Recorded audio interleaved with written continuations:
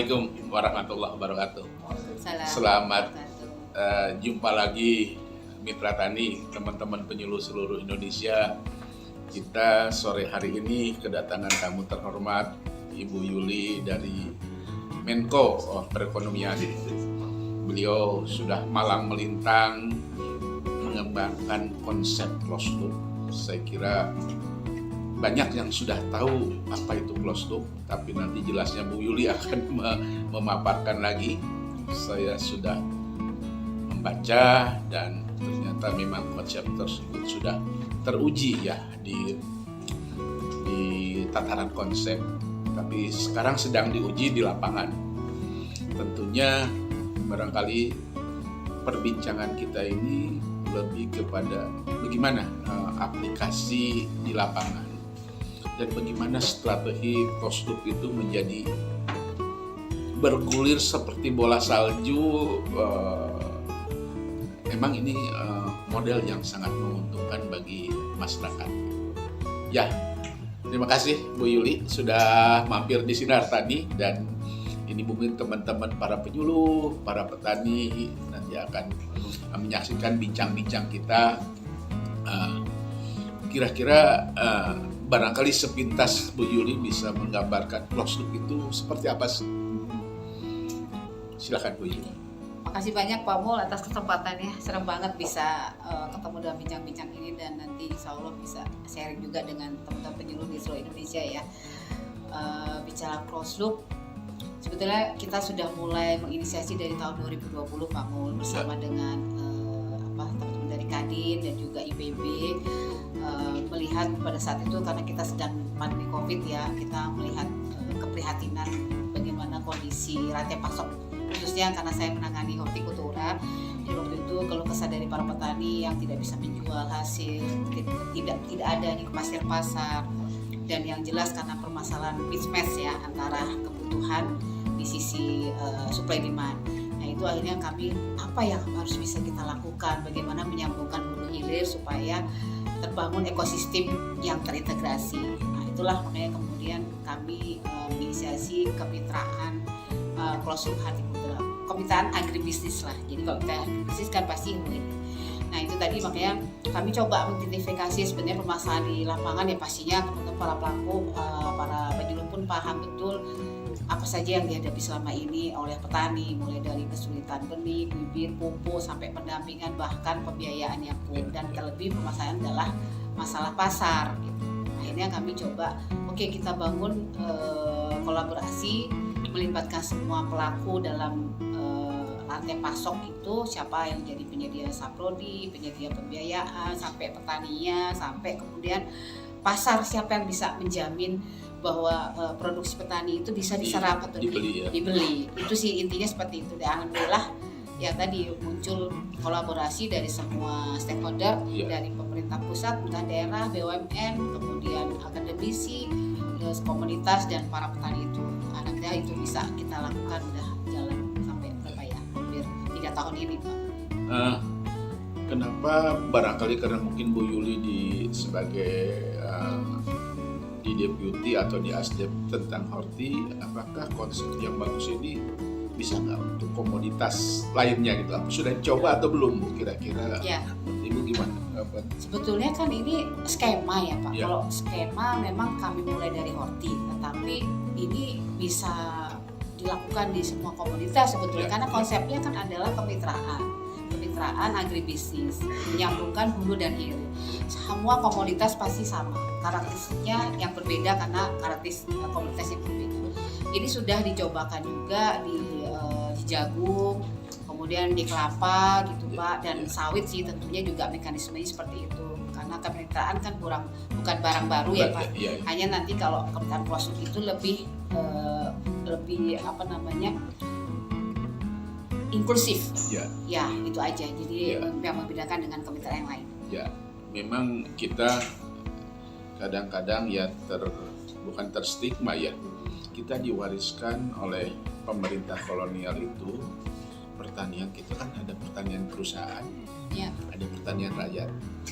Kalau pertanian perusahaan mungkin sudah katakanlah settle ya, karena memang modal ada, segala habis satu timuran diatur.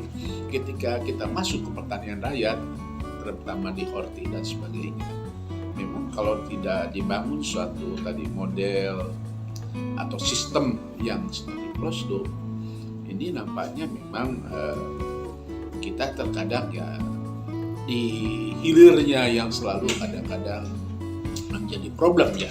Walau kita menyadari bahwa komoditas horti itu yang punya sifat perishable ya, mudah busuk dan ambak gitu, voluminous gitu. Jadi artinya ketika panennya melimpah, suplai melimpah, sedangkan demandnya pasarnya segitu, ini jadi problem ya. Jadi problem sejauh mana konsep closed loop ini bisa meminimalisir tadi ya, ya contohnya ya, tadi tomat banyak yang sampai buang-buang tomatnya dan sebagainya. Apakah konsep closed loop itu bisa nggak meminimalisir itu, artinya di pengolahannya mungkin, atau menahan limpahan suplai ini di dalam pengolahan? Coba Bu Yudi barangkali ada gambaran kesana nggak Bu? Jadi kalau ini sebetulnya konsep tentang closed loop itu justru kita membangun pola pikir yang berbeda, ubah mindset petani. Kita harus mulai dari pasar dulu, bukan dari apa yang kita mau produksi, tapi apa yang dibutuhkan pasar. Jadi kalau pasar itu membutuhkan apa, itu yang kemudian kita dampingi petani untuk memproduksi seperti apa yang dibutuhkan. Kalau selama ini kan kita orientasinya produksi. Begitu produksi melimpah, bingung deh pasarnya kemana. Nah, makanya sekarang kalau kita berkenalan dengan pasar, apa yang diinginkan, kita pasar kan banyak ya Pak ya, yang bisa kita ajak kolaborasi sebagai off-taker, dari mulai pasar modern, pasar induk, pasar tradisional, kemudian hotel, restoran dan catering segala macam, itu bagian dari pasar. Nah, kita libatkan mereka, kemudian lakukan kemitraan, butuhnya berapa, itu yang kemudian dipolakan oleh petani menanam sesuai kebutuhan, sesuai speknya, kemudian nanti dilakukan perjanjian kerjasama. Jadi konsepnya seperti itu, dan alhamdulillah itu jalan Pak. Nggak ada lagi oversupply. Makanya kalau itu bisa dilakukan di semua daerah, bukan tidak mungkin kita bisa mengatur pola tanam, mengatur pola panen, mengatur pola distribusinya gitu. Ya barangkali ya mungkin pada tataran masih pilot dan sebagainya itu sangat mudah mengatur gitu ya. Suatu saat konsep ini akan menjadi massal gitu ya, artinya banyak sekali. Nah, sejauh mana antisipasi terjadinya selalu, kan kita selalu musiman ya, oversupply dan sebagainya. Mungkin kalau suatu saat konsep ini bagus sekali gitu ya, terus banyak yang berminat gitu, ternyata pasti akan terjadi ya kalau tidak didesain, walaupun kita dipandu oleh pasar, itu ada permintaan sekian, ini baru dikembangkan sekian, tapi satu saat ini menarik bagi yang lainnya, yang lain mengembangkan ke arah sana. Antisipasi ke arah sana ada nggak Mbak Yudi kira-kira? Itu juga betul Pak Mul, itu menjadi pemikiran kami juga, karena nanti kalau ini apakah pasar itu terbatas? Sebetulnya pasar kan tidak terbatas, konsumen ada di mana saja. Makanya kami kerjasama dengan Bank Indonesia juga untuk memulakan ini. Satu hal yang memang kita belum miliki sampai hari ini adalah database supply demand, yang harusnya sudah dimiliki oleh pemerintah, sehingga kita nanti tahu ketika sentra produksi di mana, menghasilkan berapa, kemudian mana daerah surplus, mana daerah defisit, itu yang kita koneksikan. Makanya kenapa di Bank Indonesia pun ada program KAD, kerjasama antar daerah. Ini yang sebenarnya nanti ini kita koneksikan gimana caranya menjawab solusi kalau ada tadi Pak oversupply ataupun demand yang tidak terpenuhi. Ini sedang kita coba lakukan lagi, bagaimana membangun ekosistem yang benar-benar, jangan sampai nanti semua pasif. Tapi kami confident Pak, karena tadi ketika semua daerah sudah melakukan itu, minimal satu, produktivitas ataupun produksi terjamin, pasokan ada. Yang kedua adalah tadi dari sisi Bank Indonesia ikut mengawal kaitannya dengan pengendalian inflasi. baru ketiga nanti kita kerjasama dengan semua stakeholder bagaimana mendistribusikan agar ketersediaan pasokan ini bisa merata di semua daerah. Ya. Barangkali juga ingin saya tanya karena ada, kalau kita kristalkan ya dari pemikiran Atemoser 5 syarat esensial dan 5 syarat umum, ya kalau dikristalkan kan sebenarnya 3 yang utama. Pertama adalah informasi teknologi, yang kedua adalah modal, yang ketiga adalah pasar gitu ya. Nah ini bagaimana dengan pendampingannya gitu, peran penyuluh pertanian di dalam hal ini?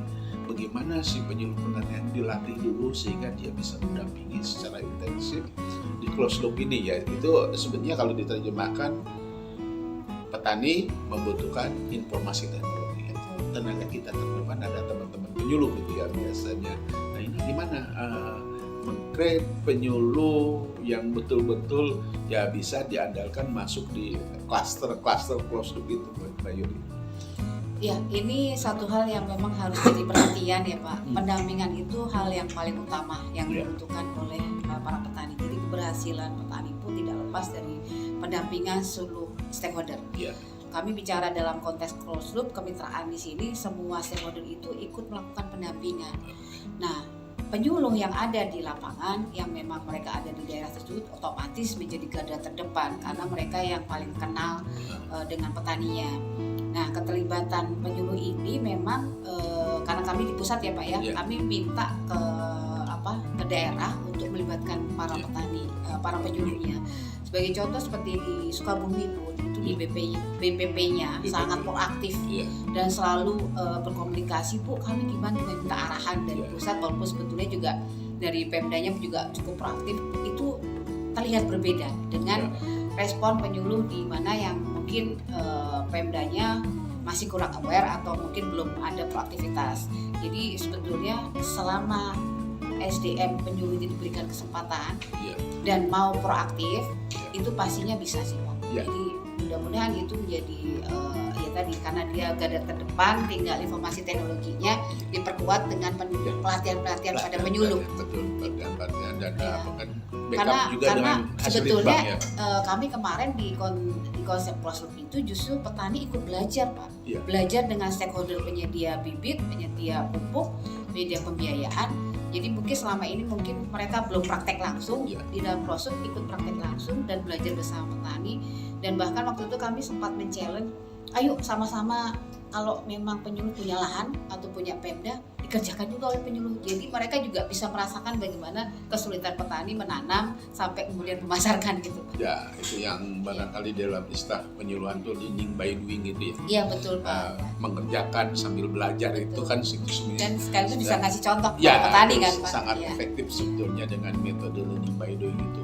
Saya tidak akan membahas soal market pasar tadi kan Mbak Yuli sudah panjang lebar, dan mungkin aspek permodalan pun ya saya kira Mbak Yuli pasti udah paham di situ, dan mungkin apakah itu dengan scheme core atau dan sebagainya, kalau memang ada off-takernya jelas, pembelinya jelas, pasti gampang lah.